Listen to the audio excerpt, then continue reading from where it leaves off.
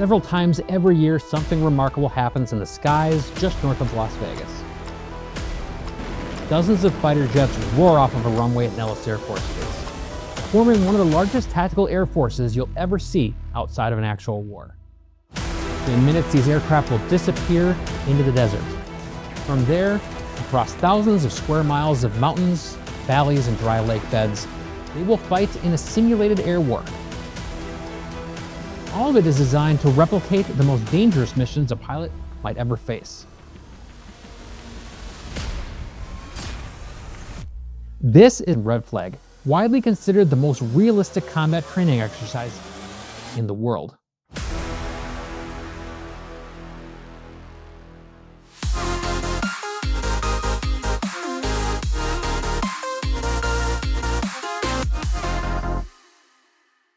Welcome back to Aero Exploration. My name is Jim, and on this episode, we're going to talk about the Red Flag exercises that take place several times a year at Nellis Air Force Base, just outside of Las Vegas, Nevada. Now, this topic is special to me because I spent 3.5 years watching these exercises take place while I was stationed at Nellis. It's a really cool exercise to observe from the ground because you can see just about every type of aircraft in the Air Force inventory. You see fighters, bombers, cargo aircraft. I was fortunate enough to be up close and personal with some of the greatest aircraft that our Air Force has to offer. So why does the Air Force put together these complex exercises? Well, that all goes back to the Vietnam War. During the Vietnam War, American air crews faced a level of danger that few had anticipated. North Vietnam was defended by a dense network of surface-to-air missile batteries, radar-guided anti-aircraft artillery, and highly capable Soviet-built fighter aircraft. Between 1965 and 1973, the United States lost thousands of aircraft in combat operations. But the analysts studying these losses noticed something pretty striking. The majority of the losses occurred during the pilot's first 10 combat missions in theater. If a pilot survived those initial missions, their survival rate improved significantly. Why? Experience. Air combat presents a level of chaos that's impossible to fully simulate in basic aircraft training. Radar threats can appear suddenly, enemy fighters can attack from unexpected angles, and radio calls can flood the cockpit, causing confusion. So the pilots who survived those conditions in those early missions developed an instinct that dramatically improved their chances of survival. Unfortunately, in Vietnam, we learned those lessons the hard way. The Air Force began to ask a critical question. What if our pilots could experience those first 10 missions before they even entered combat? All right, so in the early 1970s, a group of Air Force officers began developing a new approach to combat training. Among these officers is Colonel Richard Moody Sutter, who had been analyzing the combat data for Vietnam. He believed that the training exercises were just too predictable. Pilots often knew what the scenarios were ahead of time, so they knew the threats, they even likely knew who would win. Now, real combat is nothing like that, so Sutter proposed something radical: to simulate those first 10 combat missions in an exercise environment. So these combat missions would include real enemy tactics, complex strike packages, simulated missile threats, and dedicated enemy aircraft. Those enemy aircraft became known as the aggressors. Now, these aggressor squadrons studied foreign Air Force tactics with extraordinary detail. This job was to fly just like the enemy. So they would copy enemy tactics, enemy formations, and enemy radio procedures.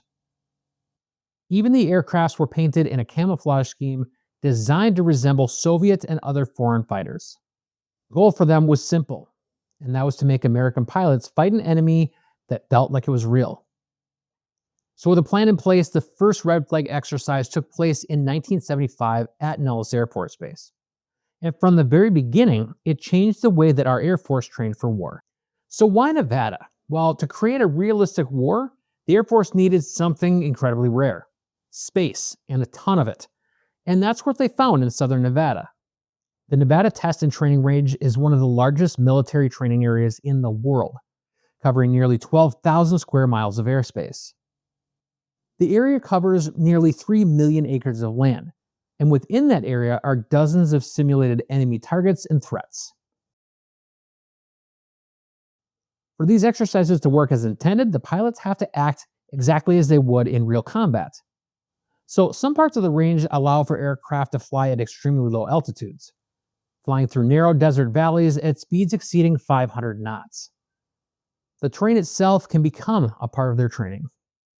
Range has mountains, it has canyons, it has dry lake beds, and all of these force the pilots to constantly adapt.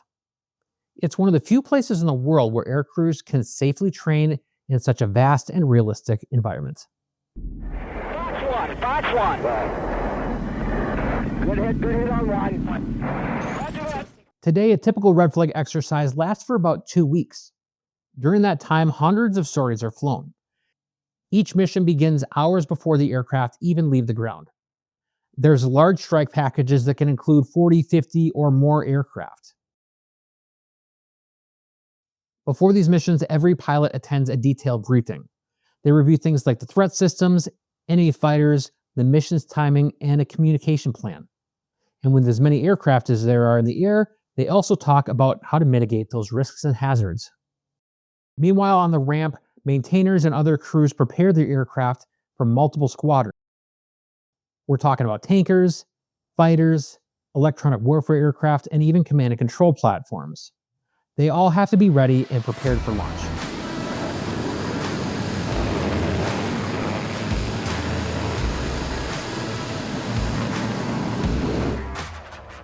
Then comes one of my favorite parts of the red flag exercise, the launch.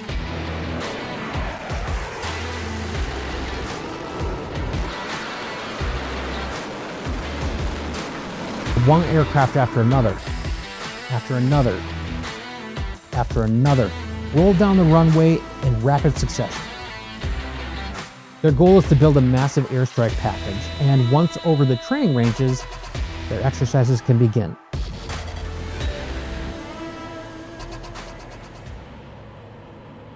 These pilots are about to experience their first simulated war action. From the aggressor air attacks to electronic jamming, these pilots have to deal with these threats while also coordinating with dozens of other aircraft. Every move these pilots make is recorded for a later debrief. They have radar tracks, communications, weapons employment, and after the mission is done and the crews return, they have the time to sit down and talk about what went well and where they made some errors. Another thing they contend with is if they're taken out in the exercise, they have to fly back to base. If the enemy is taken out, they get to fly off, regenerate, and rejoin the fight. Since the first red flag, this has grown into a truly international exercise. Allied nations regularly participate, and during my time, I saw aircraft from all over the world, from the United Kingdom to Australia, Canada and Japan, the list goes on.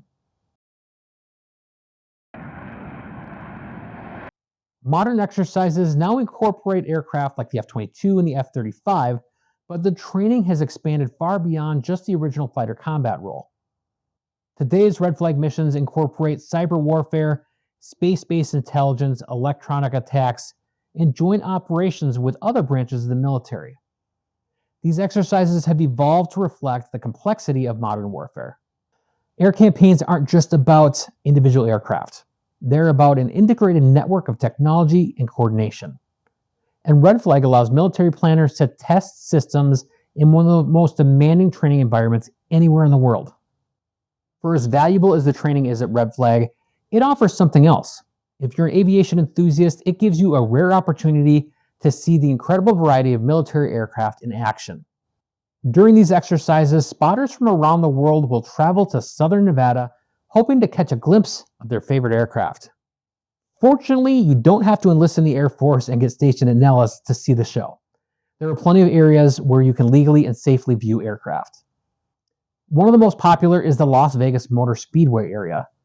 So it's just northeast of the city, and from here, you can see aircraft departing Nellis Air Force Base as they're climbing out towards the training ranges.